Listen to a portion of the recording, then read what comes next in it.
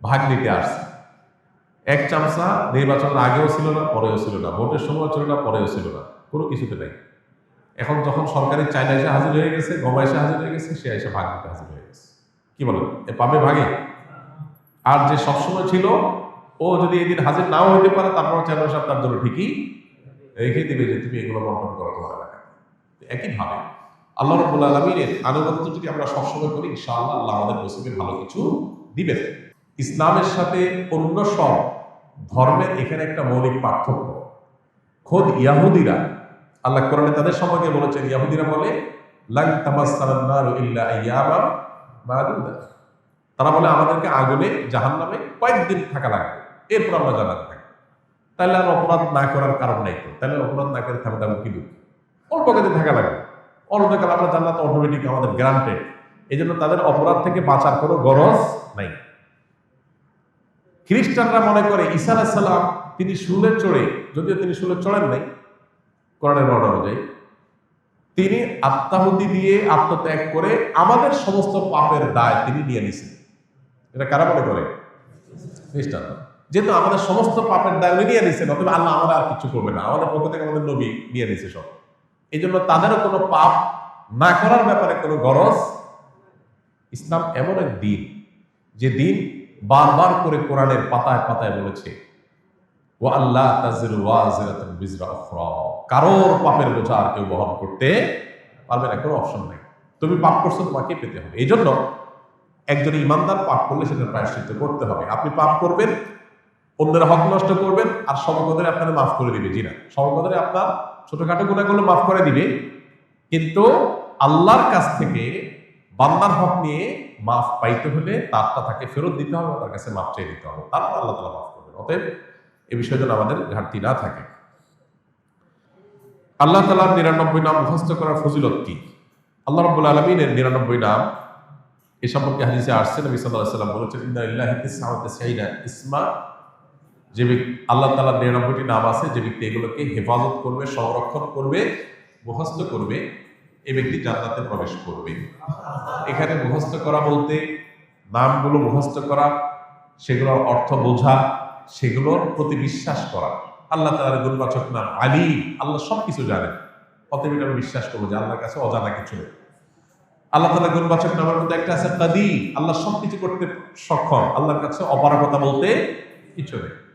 আল্লাহ তাআলা বাসীর, তিনি সবকিছু দেখেন, সর্বদ্রষ্টা, অতএব তার কাছে লুকাবার কোনো সুযোগ নেই। এভাবে আল্লাহ 99 নামের প্রত্যেকটার অর্থ বুঝে বুঝে আপনি সেটা অন্তরে বিশ্বাস করলেন, এটাই হলো প্রকৃত অর্থে সংরক্ষণ। এইভাবে আপনি যদি সংরক্ষণ করেন, ইনশাআল্লাহ এটা জান্নাতে যাওয়ার কারণ হবে।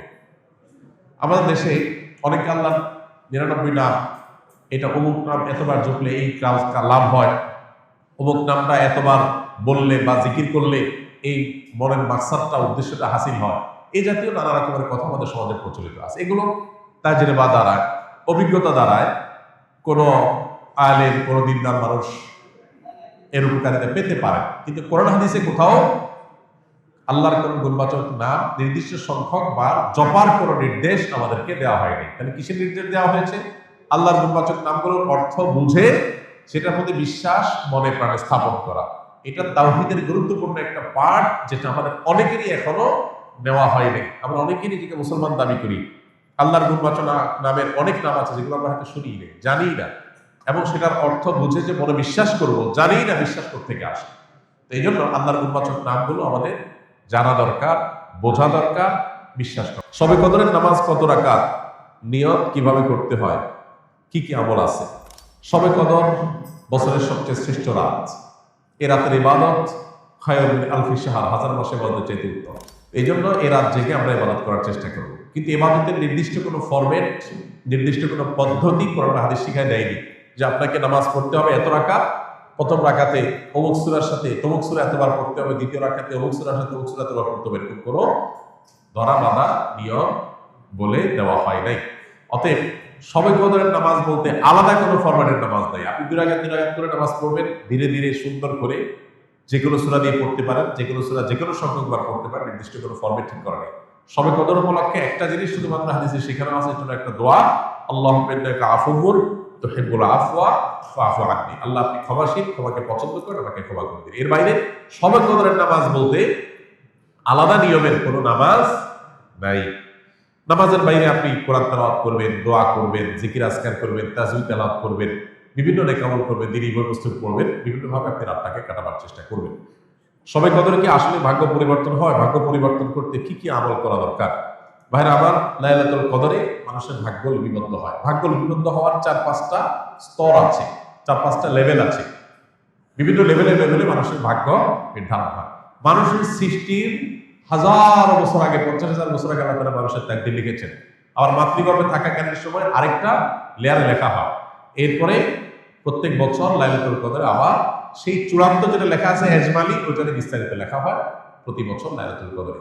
কোরআনে কারিমে সূরা দুখানে আল্লাহ বলেছেন, ইন্না আনজালনাহু ফী লাইলাতিন মুবারাকাহ ইন্না কুন্না মুনজিরিন ফীহা ইউফরাকু কুল্লু আমরিন হাকীম। আল্লাহ বলেছেন, আমি এই কোরআনকে নাযিল করেছি বরকতময় রাতে। কোরআন কোন রাতে নাযিল হয়েছে?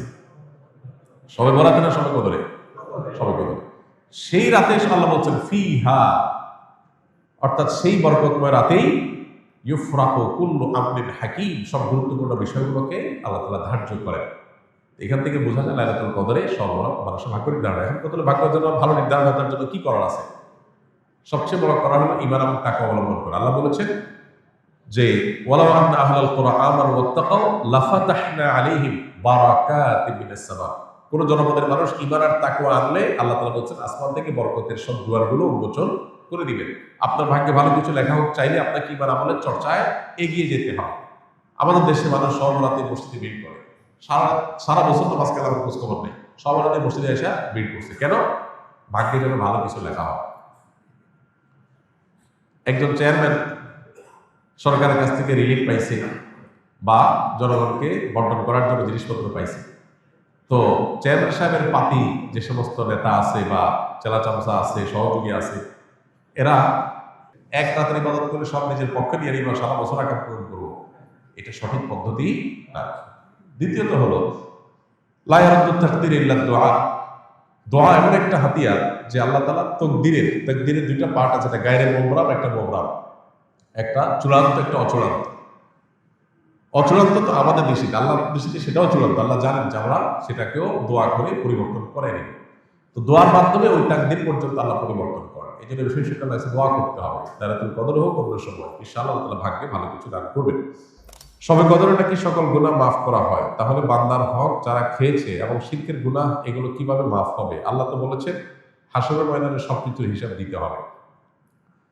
শবে কদরে সব গুনাহ মাফ হবে, কিন্তু বান্দার হক তো মাফ হবে না ভাই। বান্দার হক বান্দার কাছ থেকে আদায় করে মাফ চেয়ে নিতে হবে, মাফ পেয়ে নিতে হবে, তা না হলে মাফ হবে না। আমরা অনেকেই মোছে তাও দিয়া বসে আছি যে শবে কদর সব মাফ করে দিবি, তাইলে চুরি দাঁড়ি ডাকাতি 2 নম্বরে যা কিছু করলাম, এক শবে কদরে ইবাদত করলেই তো সব মাফ। দেখুন